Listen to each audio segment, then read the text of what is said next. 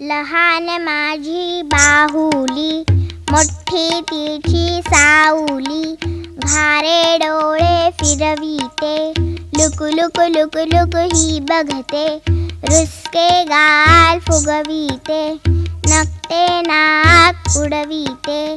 तात काही घासत नाही, तोंड काही धुवत नाही. तसेच घरकुल मांडिते, मांडता मांडता मोडीते. भात केला कच्चा झाला, वरण केलं पातळ झालं. पोळ्या केल्या करपून गेल्या, तूप सगळं सांडून गेलं. असे भुकेले राहू नका, थांबा करते गोड खाऊ. केळ्याचं शिकरण करायला गेली, भरले दोन्ही हात.